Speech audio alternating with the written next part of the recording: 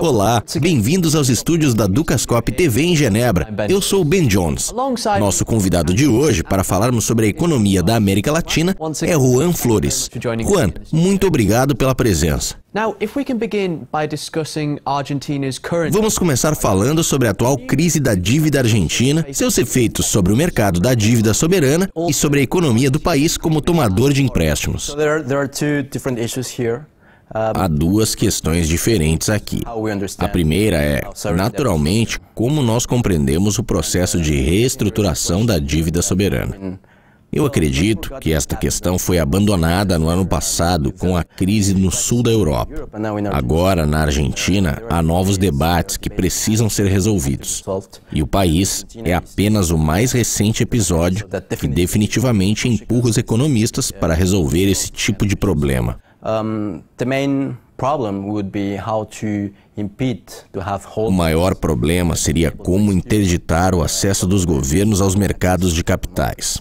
A principal tarefa agora é definir um procedimento que seja transparente, que possamos prever e que, na verdade, considere o fato de que precisamos de uma maioria de investidores para termos uma reestruturação bem-sucedida.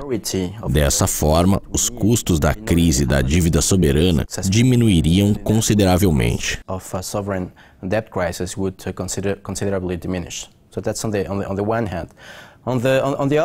Por outro lado, temos a economia da Argentina, que esteve estagnada no ano passado. Então, a posição fiscal do governo vem se deteriorando. Há uma necessidade de novos fundos para continuar com os investimentos, para financiar o déficit público que está aumentando agora. É muito importante para a Argentina resolver esta crise no curto prazo. Estamos falando de uma batalha legal que tem que ser resolvida. Mas também há uma questão econômica em relação à forma como a economia argentina pode reagir para enfrentar todos esses desafios que estão vindo pela frente.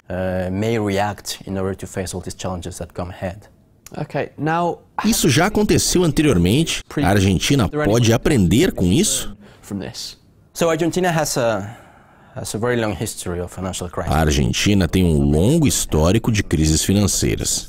Além disso, as crises da dívida soberana têm estado presentes desde o início do século XIX e tem sido um problema recorrente e persistente ao longo da história do país. A diferença aqui é o fato de que o que está acontecendo tem a ver com os problemas no mercado de dívida soberana, que refletem na economia argentina. Tivemos o caso anterior do Peru, que também teve que lutar com arbitragens e acabou perdendo. Mas, em geral, esses tipos de iniciativas realmente não têm sido bem-sucedidas. Se compararmos com o passado recente, quando falamos sobre a crise após 2001-2002, há uma diferença importante aqui. E a Argentina provavelmente já viu isso. O fato de que a economia mundial está muito diferente em relação ao início dos anos 2000. Isso significa que os preços de exportação da Argentina eram favoráveis. E, em seguida, houve uma forte desvalorização que tornou os produtos argentinos muito competitivos. O crescimento econômico foi importante. A questão do déficit não estava realmente presente. Então, para a conta corrente ou para a posição fiscal do governo, e agora as coisas são diferentes, porque, em primeiro lugar, a economia mundial mudou muito e nós apenas sobrevivemos à crise de 2008. Hoje, os mercados financeiros são muito mais voláteis e ainda estão se recuperando da crise. Nesse sentido, a reação de uma economia emergente a esses mercados de capitais é um desafio muito mais difícil do que era há 10 ou 20 anos. Nesse sentido, isso seria muito caro para a Argentina. É muito diferente do que tinham no passado. E o país sabe que é muito caro lidar com a inadimplência da dívida soberana. Não é só caro para o governo, porque ele é excluído do mercado de capitais, mas também para as empresas argentinas. Se elas precisarem de investimento, ou, por exemplo, de financiamento direto, os custos serão muito mais altos, o que vai certamente dificultar a recuperação da economia do país. Finalmente, vamos falar sobre o México, como as recentes reformas econômicas têm afetado a economia e por que o país está enfrentando dificuldades com o crescimento no momento.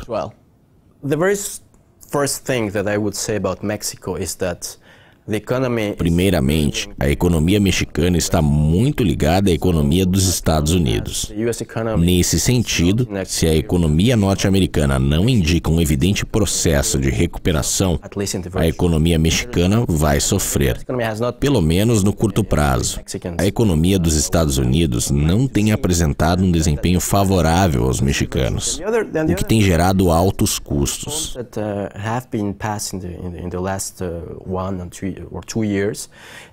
Em segundo lugar, as reformas que foram aprovadas nos últimos 2 anos vão levar algum tempo para ter os efeitos que o governo está buscando. Mas ainda assim, há algumas questões em aberto. Por exemplo, as reformas de energia.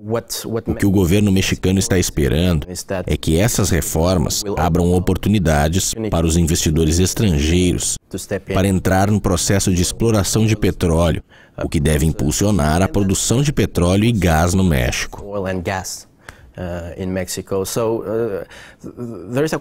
A questão aqui é como os detalhes vão ser resolvidos, como essas reformas vão ser implementadas. Talvez a parte mais importante esteja chegando, a implementação das reformas. Se as regras do jogo são claras, veremos um aumento em investimento e um impacto sobre o crescimento econômico no médio prazo.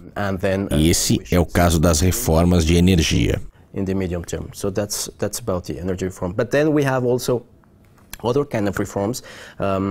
Temos também outros tipos de reformas. A segunda, que é muito importante, é a reforma fiscal. Em princípio, a ideia era aumentar os recursos a serem arrecadados pelo governo mexicano. Por isso, a base fiscal aumentou e devemos ver um aumento das receitas fiscais do governo, que para o México são bastante baixas.